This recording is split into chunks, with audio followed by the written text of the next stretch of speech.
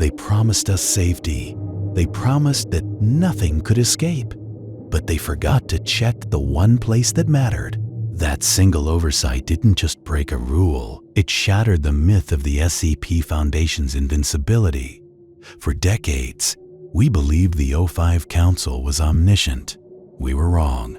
And the cost of that error was catastrophic. To understand the fall, you must first understand the fortress. The SCP Foundation operates in the shadows, a global paramilitary organization dedicated to securing anomalies that defy the laws of physics. Their motto is simple: secure, contain, protect. It is a mantra repeated in every bunker, every black site, every redacted document. They are the wall between humanity and the unknown. But walls have cracks. At the apex of this hierarchy sits the O5 Council, 13 individuals. Their identities are classified above top secret. They do not just manage the anomalies, they define reality for the rest of us. They are the ultimate decision makers, the unseen hands that steer the ship through storms of existential horror. We are taught to believe they are infallible, that their vision is total, that nothing escapes their gaze. But perfection is a lie we tell ourselves to sleep at night. In a system managing thousands of reality-bending entities, complexity is the enemy. The Foundation relies on protocols, layers of redundancy, and human oversight. But humans are flawed. Protocols decay, and when you stare into the abyss long enough, you eventually blink. The O5 Council believed they had eliminated risk. Instead, they merely hid it. The incident began not with a bang, but with a signature, a routine containment check on a low-level Euclid object. It was mundane, boring even, the kind of task delegated to junior researchers, reviewed by mid-level management, and signed off by the Council with a casual glance. They looked at the data. They saw the trends, but they didn't look at the context. They missed the anomaly in the metadata. They missed the spot. That missed spot was a trigger, a tiny variable left unchecked. It cascaded through the system like a virus. First, a containment breach in Sector 4. Then, a communication blackout in Site 19. The O5 Council scrambled, issuing orders, deploying MTF units. But you cannot fight a chain reaction with bureaucracy. By the time they realized their error, the anomaly had already evolved. It had learned, and it was no longer contained. The foundation still stands, but the crack remains. And we must ask, what else did they miss? You think you know the truth because you read the file, but the file is a lie by omission. In the last chapter, we saw how the O5 Council operates in shadows. But shadows are cast by structures. Massive, bureaucratic, invisible structures designed not just to hide monsters, but to hide the fact that they are being hidden from the very people tasked with stopping them. The Foundation doesn't just lock doors, it locks minds. To understand how a global catastrophe slips through the cracks, you have to understand the architecture of silence. It begins with clearance levels. Imagine a pyramid. At the base, Level 1 personnel know nothing. They are janitors, clerks, guards. They see doors, but never what is behind them. Move up to Level 3, and you are a researcher. You know what is in your sector, you know the containment procedures for your specific anomaly, but you do not know what is in the sector next door. This is compartmentalization. It is the primary defense against information leakage. If one site falls, the rest remain secure. But it creates a fatal flaw.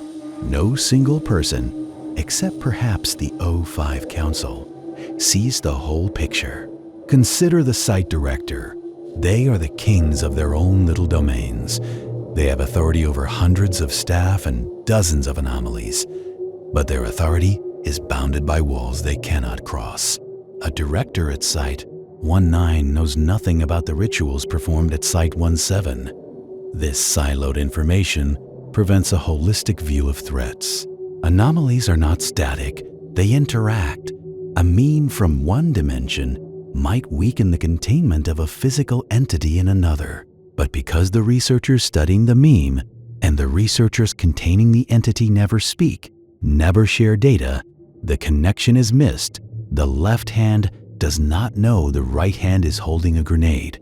And what happens when someone does see too much? When a curious researcher connects the dots. The Foundation has tools for that. Not just guns, but chemistry and cognition. Amnestics, Class A, B, C, D, E, and Omega. Chemical agents that erase memory. A splash of Class A wipes the last hour. Class E can wipe a lifetime. But for those who cannot be wiped, or for those who dig too deep into forbidden files, there are mimetic kill agents. These are not physical traps. They are ideas, images, patterns, or texts that, when perceived by an unauthorized mind, trigger immediate neurological failure, stroke, cardiac arrest, brain death. The secret protects itself by killing the seeker. This system creates a psychological toll that is rarely documented. Imagine working in a facility where your colleague disappears overnight. You are told they were transferred. You know they were terminated, or worse, erased. You maintain the veil of normalcy. You go home to your family and pretend you work in logistics. You pretend the world is safe, but you know it is not. This cognitive dissonance eats away at the staff. Paranoia becomes a survival trait. Trust is a liability. The very structure designed to protect humanity from anomalies begins to deform the humanity of those who protect it. They become part of the machine, cold, efficient, blind.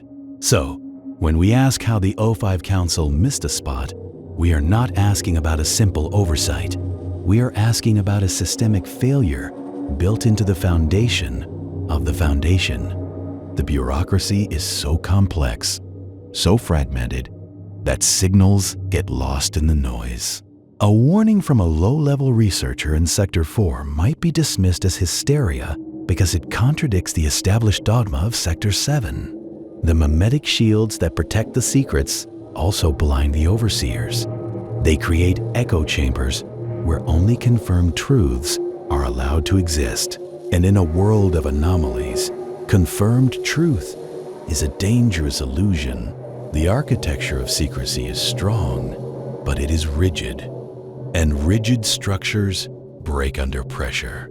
In the next chapter, we will look at a specific case study, an anomaly that slipped through these cracks, not because it was powerful, but because it was quiet. It didn't break containment. It walked through the open doors of bureaucratic indifference.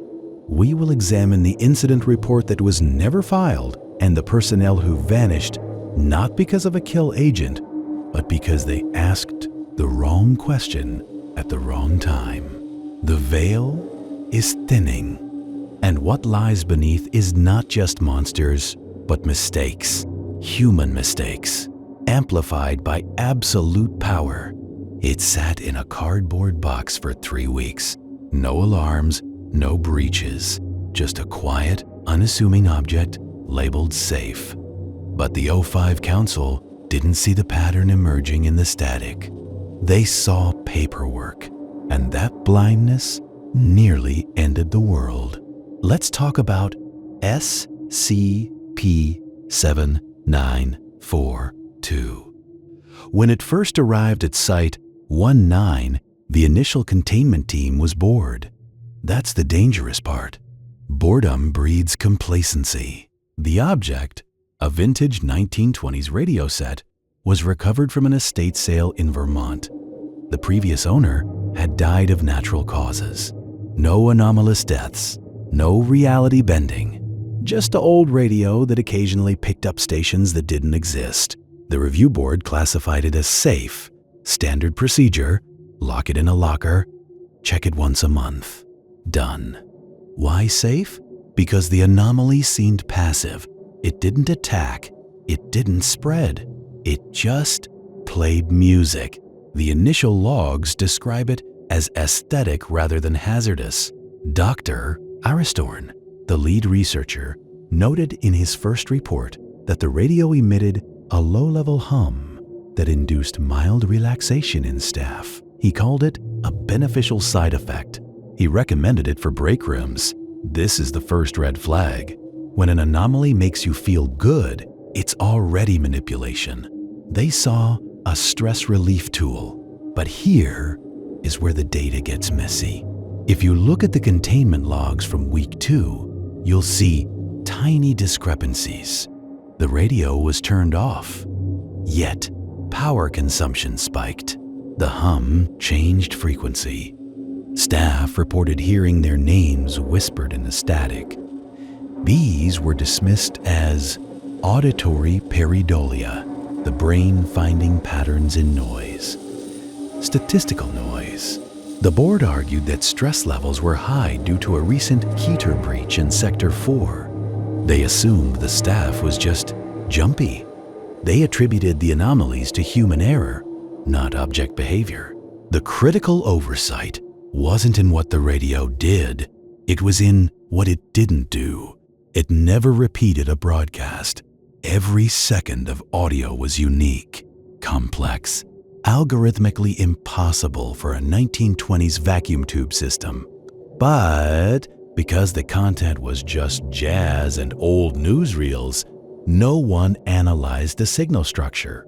They listened to the content, not the carrier wave. And in that carrier wave, buried beneath the saxophone solos, was a recursive code, a countdown. But you can't hear a countdown if you're just tapping your foot to the tune. Dr. Aristorn's successor, Dr. Chen, noticed the power spikes.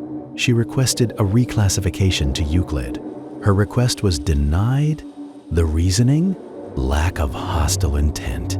The board couldn't conceive of a threat that didn't want to kill them. They were looking for monsters. They weren't looking for a Trojan horse. The radio wasn't attacking, it was broadcasting. And the signal was getting stronger. The spot they missed was the destination of that broadcast. It wasn't going out into the air. It was going into the minds of anyone who heard it, rewriting neural pathways, slowly, imperceptibly. By the time the third month rolled around, 40% of the site's personnel were humming the same tune. They didn't know why. They just felt calm, productive.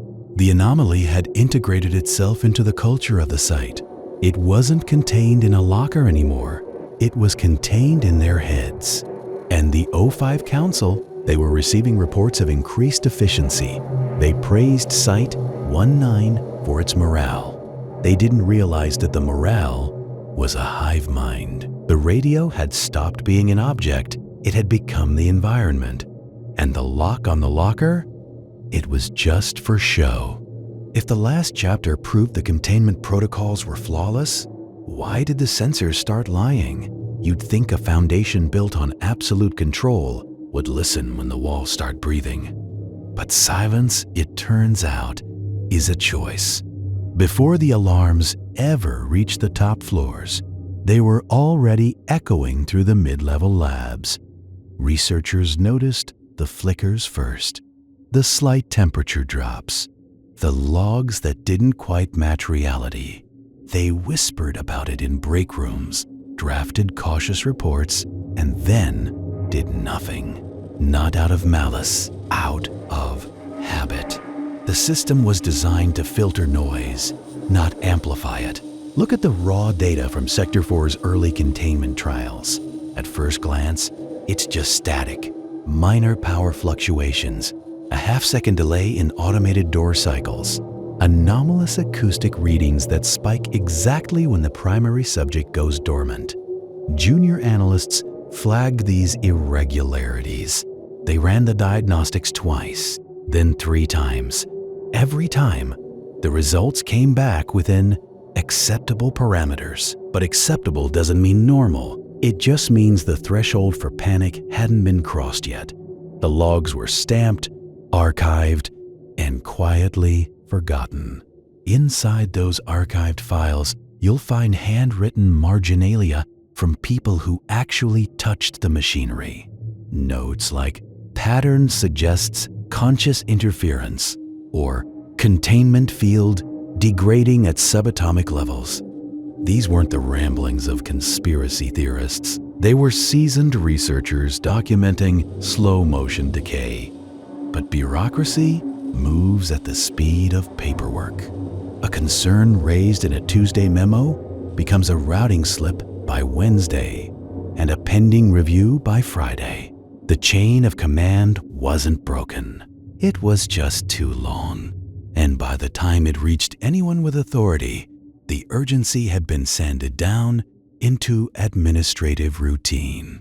Why push a file up the ladder when your career depends on not being the boy who cried wolf? Mid-level staff quickly learned the unspoken rule. False alarms cost promotions. Real threats are handled quietly, behind closed doors, to avoid triggering a full-scale lockdown that could shut down entire departments. Fear isn't always loud. Sometimes it's the quiet dread of being labeled paranoid. So, researchers recalibrated their own instruments. They adjusted the sensitivity thresholds. They learned to read between the lines of their own data and convinced themselves it was just background noise. The system rewarded compliance, not curiosity. Then came the first crack in the record. Not a physical breach, a digital one. A 72-hour window of sensor data simply vanished from the central archive. When IT ran the recovery protocols, the missing files returned, sanitized, the anomalous spikes were smoothed out. The acoustic irregularities were replaced with standard baseline readings. Someone had edited the past to protect the present. It wasn't sabotage, it was damage control. A mid-tier supervisor likely authorized it to prevent an unnecessary audit. But by scrubbing the evidence, they didn't erase the threat. They just blindfolded themselves to it. The whispers in the dark weren't ignored because the foundation was deaf. They were ignored because the architecture was built to absorb sound. Every smoothed over log, every filed away memo, every adjusted threshold created a buffer zone between the truth and the people who needed to hear it. The O5 Council sat at the top of a perfectly engineered pyramid, completely unaware that the foundation was already shifting.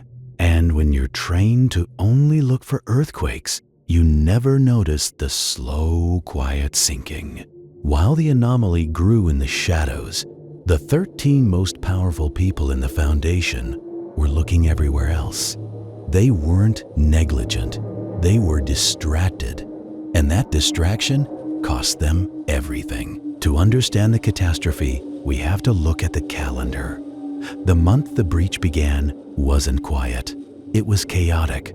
The foundation was fighting fires on 3 continents. In sight, 1-9, a minor Keter containment procedure, had gone sideways, requiring immediate O5 attention. Simultaneously, geopolitical tensions in Eastern Europe were threatening to expose the veil. The Council's bandwidth was maxed out. They were playing whack-a-mole with global disasters, and in that noise, a silent signal was missed. But chaos alone doesn't explain the blindness. The O5 Council is not a monolith. It is a snake pit of competing ideologies. O5-1, the administrator's proxy, was locked in a cold war with O5-7, the representative of the Ethics Committee. Their feud wasn't just philosophical, it was bureaucratic warfare. Every resource request was scrutinized, every report weaponized. When the initial warnings about the anomaly came in, they didn't see a threat. They saw leverage. 057 delayed the review process, claiming the data was inconclusive, likely to stall 051's pet project. The anomaly didn't care about their politics. It just kept growing. Compounding the human error was technological complacency. The Foundation relies on scramble systems, automated threat assessment algorithms designed to filter noise from signal. For decades, they worked perfectly, but the anomaly was unique. It didn't trigger standard kinetic or reality-bending alarms. It emitted a low-level cognitive hazard that the algorithms classified as background static. The system didn't fail. It did exactly what it was programmed to do. It ignored what it didn't understand. The reports were filed, tagged as low priority, and buried under terabytes of mundane data. No human eye ever saw them because the machine said they didn't matter. This brings us to the meeting. The 14th of the month, the quarterly security review. The agenda was packed. 42 items. The anomaly was item 39. By the time they reached it, the council was exhausted. Coffee cups were empty. Patience was thinner. The junior researcher presenting the data was nervous. Rushing through the slides, he mentioned anomalous growth patterns and cognitive resonance. Of 5-4, known for his impatience, interrupted. "Is this a containment breach?" he asked. The researcher hesitated. "Not yet, sir. But the potential, then it's not a priority." Ofiv 4 cut him off. "Move to the next item." The gavel banged. The topic was closed. The room moved on, and the clock kept ticking. It wasn't malice. It wasn't even stupidity. It was the banality of bureaucracy. The council assumed they had time. They assumed the systems would catch what they missed. They assumed their rivals wouldn't let a real threat slide just to win a point. Every single one of those assumptions was wrong. The anomaly didn't need to break in. The door had been left open, not by a traitor, but by a schedule, by a feud, by an algorithm, by a tired man who just wanted to go home. The blind eye wasn't a metaphor. It was a choice. And now, the bill for that choice was coming due. It didn't start with a bang. It started with a blink. A single sensor buried deep in the sub-basement of Site 19 registered a temperature drop of 0.4 degrees Celsius. In any other facility, this would be a maintenance ticket. Here, it was the first domino. The O5 Council had reviewed the containment protocols for SCP-682 twice that month. They had signed off on the structural integrity reports, but they missed the corrosion on a secondary coolant valve in Sector 4. A valve that hadn't been replaced since 1998. That tiny, rusted piece of metal was the key that unlocked hell. The cooling system failed. Not catastrophically, but subtly. The containment cell for the hard-to-destroy reptile relied on constant acid immersion at a specific thermal balance. As the temperature dipped, the acid's viscosity changed. It became sluggish. For 3 minutes, the automated pumps tried to compensate. They failed. The acid level dropped by 2 inches. Just 2 inches. But for an entity that regenerates from a single cell, 2 inches of exposed skin was an invitation. The creature didn't roar. It didn't thrash. It simply woke up. The silence that followed was heavier than any alarm. Local containment protocols kicked in instantly. Or rather, they tried to. The secondary magnetic locks engaged. The tertiary blast doors began their 60-second closure sequence. But the creature had been studying these rhythms for decades. It knew the timing. As the blast doors descended, SCP-682 didn't attack the doors. It attacked the hydraulic lines above them. With a speed that defied its mass, it lashed out, severing the primary pressure lines. The doors didn't close. They jammed, half open. A gaping maw leading directly into the main corridor. The local security team, Alpha 1, moved in. They were trained for riots. They were not trained for this. Chaos is a poor word for what happened next. It was a slaughter. The security team's standard-issue firearms bounced off the creature's regenerating hide. Bullets tore through flesh, but the flesh knit itself back together before the casings hit the floor. The creature moved with terrifying efficiency, not out of rage, but out of necessity. It needed out. It crushed the first responder's exoskeleton like tinfoil. The radio chatter went from professional codes to screams in under 10 seconds.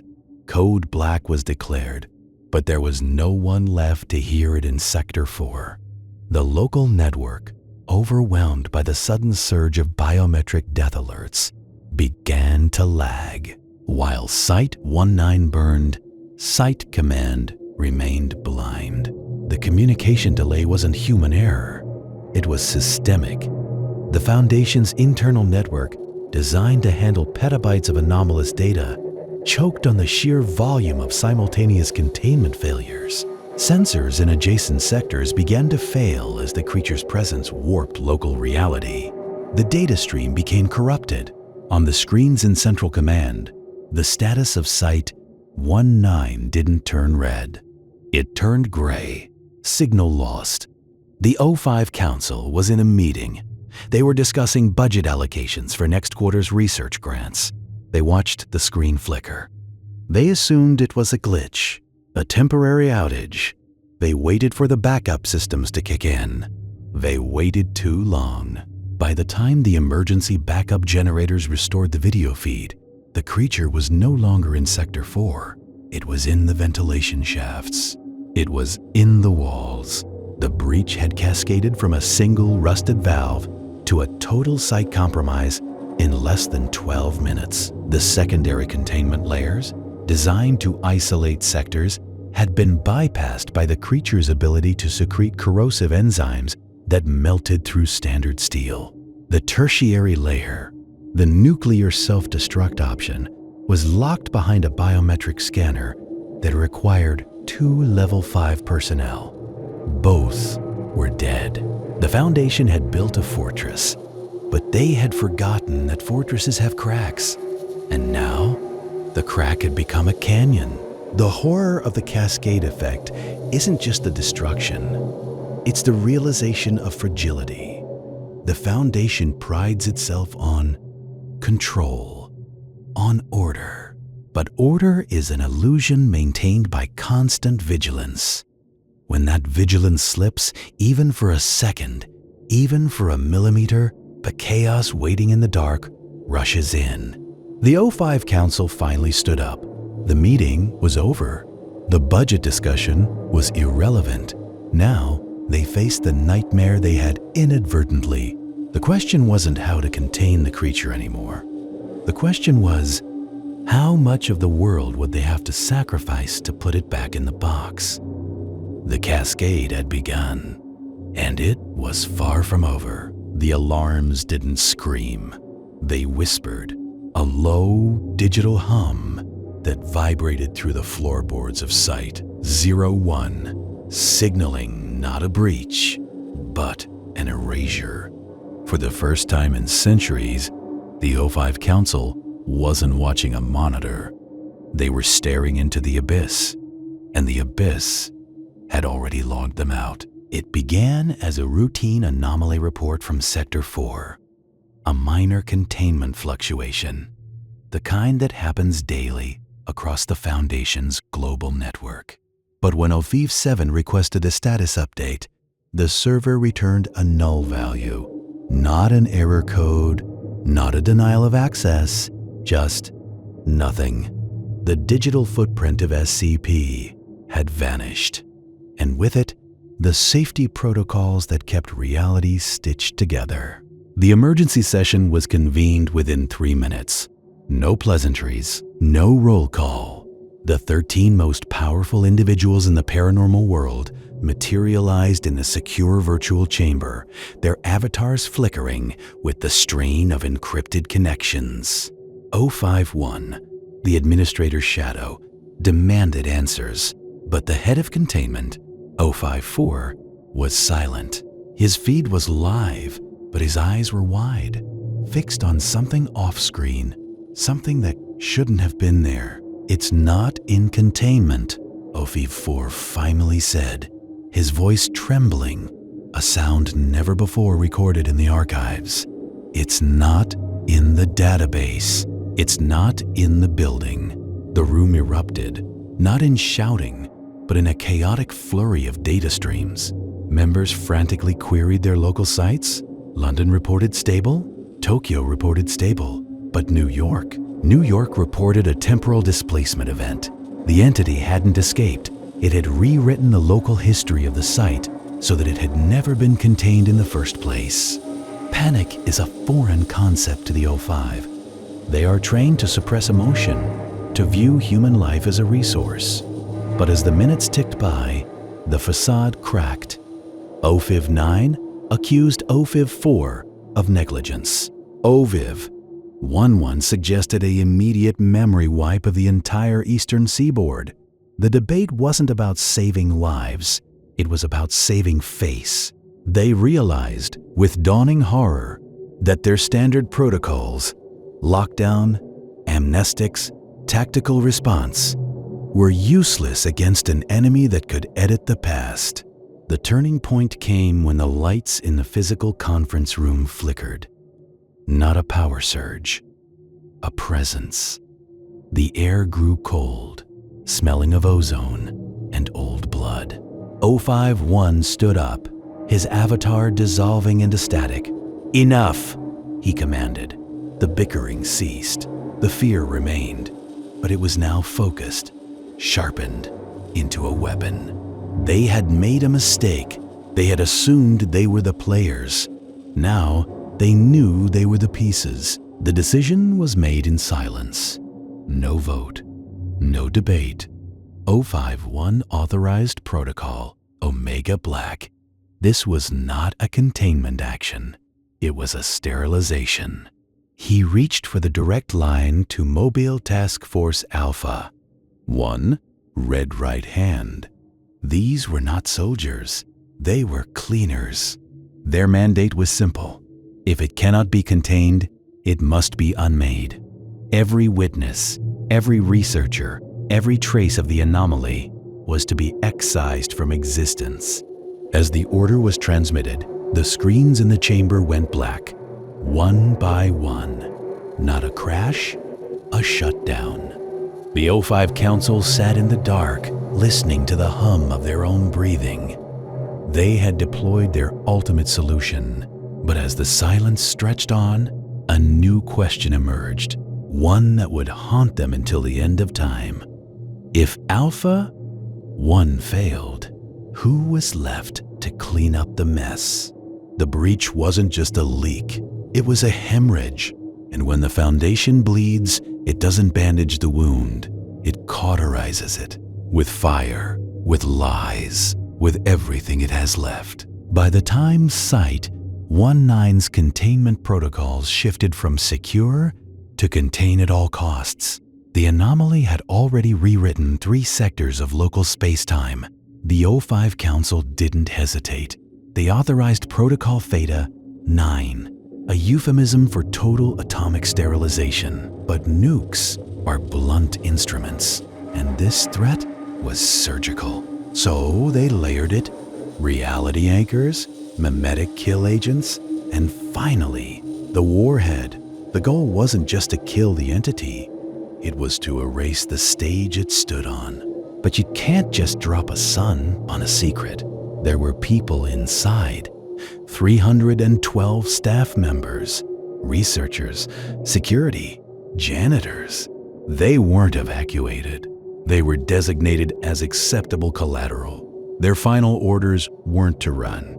They were to hold the line, to buy minutes, seconds, Enough time for the siloed doors to open. We have audio logs from Dr. Eris Thorne, the site director. He didn't scream, he just apologized to his wife, to his team, to the void. The detonation vaporized the site, but the anomaly didn't die, it fractured. Shards of its consciousness drifted into the groundwater, into the wind, into the minds of those downwind. That's when the second phase began.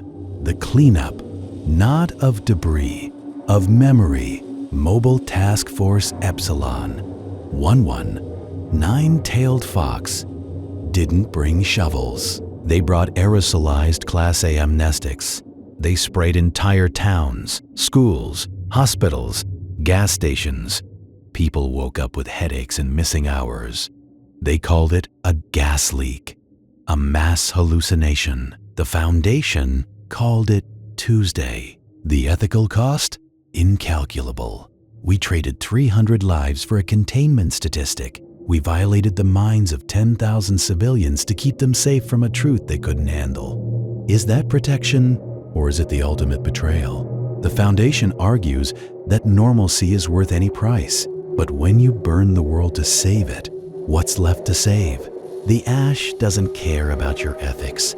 It just settles, covering everything, hiding the cracks. But cracks don't disappear. They just go deeper. And the aftermath? It's not just physical. The site is gone, a crater in the desert, but the metaphysical scar remains. Reality in that sector is thin. Compasses spin. Birds fly in circles. Locals report dreams that aren't theirs. Dreams of fire, of apologies, of a man named Eris. The anomaly is contained, yes, but it's leaking. Not through walls. Through us. Through the gaps in our memory. Through the silence we agreed to keep. The 05s thought they cleaned it up. They missed a spot, and that spot is growing. The error was made. The breach occurred. But in the Foundation, mistakes don't just happen. They are erased. You think you know what happened at Site 19? You only know what they let you remember. The 05 Council didn't just clean up the mess. They rewrote the very definition of reality to ensure no one ever questioned their perfection again. This isn't just a cover-up. It's a lobotomy of history. Let's look at the mechanics of the lie. When the initial containment failure happened, the immediate reaction wasn't repair. It was redaction. Key logs from the hours leading up to the incident were not merely classified, they were surgically removed from the central database. Researcher testimonies, those frantic handwritten notes detailing the 05's specific oversight, were flagged for immediate deletion. We aren't talking about standard security protocol. We are talking about the systematic erasure of human memory. If a researcher saw the council hesitate, that researcher no longer existed in the records. Their access cards were deactivated, their digital footprints scrubbed. It is the ultimate gaslighting on an institutional scale. But deleting files isn't enough. You have to justify why the files were wrong in the first place. This is where the reclassification comes in. The SCP object involved wasn't just dangerous, it was misunderstood. The Foundation altered the object's Euclid class designation to Keter, retroactively applying stricter containment procedures that didn't exist at the time of the breach. By changing the rules after the game was lost, they made the loss look like a necessary sacrifice for greater knowledge. The narrative shifted from the 05 Council failed to secure the asset to the asset evolved beyond predicted parameters. It's a subtle linguistic shift, but it changes everything. It transforms incompetence into inevitability. And what of the people who saw the truth? The junior researchers? The security guards? They were silenced. Not always with bullets, though termination is always on the table, but with bureaucracy. Transfers to remote sites in the Antarctic, reassignments to mundane, mind-numbing tasks in deep storage, psychological evaluations that conveniently found them unfit for high clearance duty. Their careers ended not with a bang, but with a whisper. They were scattered to the winds, isolated from each other, unable to piece together the full picture. The Foundation doesn't just kill dissent, it buries it under layers of mundane administrative hell. The final layer of this onion is the false narrative constructed for lower clearance personnel. The official story released to Level 2 and 3 staff was a masterpiece of fabrication. It blamed a rogue AI, a containment breach caused by external sabotage, or a simple mechanical failure. Anything but human error at the highest level. This narrative was reinforced through mandatory training modules, updated containment manuals, and carefully curated briefings. The goal was to create a collective memory that aligned with the Council's desired reality. If everyone believes the lie, does the truth even matter? For the Foundation, the answer is a resounding no. Truth is a variable. Stability is the constant. This ethical vacuum is the true horror of the Foundation. It's not just that they contain monsters, it's that they have become monsters in the process. By prioritizing the illusion of infallibility over accountability, they have created a system where justice is impossible. There is no appeal process for the truth. There is no court of public opinion. There is only the Council, and their word is law. This cover-up within the cover-up ensures that the same mistakes can be made again and again and again, because no one is allowed to learn from the past. The O5 Council didn't just hide a mistake, they killed the possibility of improvement. And that is a breach far more dangerous than any SCP in containment. We like to think the walls are solid. We trust the concrete, the steel, the endless layers of redaction. But look closer. There is a hairline fracture running through the foundation of our reality. And it started with a single, overlooked detail. That oversight wasn't just a mistake, it was a revelation. For decades, the Foundation operated under the illusion of omniscience. If it existed, they contained it. If it threatened humanity, they neutralized it. But the incident proved that their gaze is not all-seeing. It is selective. And in those blind spots, horrors breed unnoticed. The immediate aftermath was chaos. Yes, but the true damage is subtle. It is psychological. It is structural. It is the quiet realization that the gods we serve are merely men in suits, guessing in the dark. Consider the staff who survived. Not the ones who died heroically, but the ones who remained. The researchers, the guards, the junior analysts who saw the breach happen. They know the truth. They know that protocol failed. Before, they followed orders with religious fervor. Now, there is hesitation, a split-second doubt before pressing the button. This hesitation is dangerous. In our line of work, doubt is a vector for infection.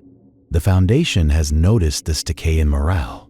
They don't address it with therapy. They address it with stricter oversight, more cameras, more audits, more silence. Post-incident protocols reveal this fear. The changes are subtle, buried in appendices and addendums. Access levels have been tightened. Cross-site communication is now monitored with AI-driven sentiment analysis. They are not just watching for anomalies in reality. They are watching for anomalies in belief. If you start to question the narrative, you become the anomaly. This is the cost of absolute security. It demands absolute conformity. The Foundation is no longer just containing monsters. It is containing the human spirit's natural inclination to question the unknown. They are building a prison for the mind, brick by bureaucratic brick. Philosophically, we must ask, What is the value of the safety that requires ignorance? If we are safe only because we are blind, are we truly safe? Or are we merely domesticated? The incident shattered the mirror of our self-image. We saw ourselves as shepherds protecting the flock from the wolves. But the crack reveals a different image. We are the jailers, and perhaps we are also the prisoners.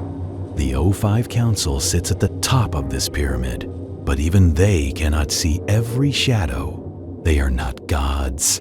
They are administrators of a failing system, trying to plug leaks in a dam that is already cracking. And what of the other spots?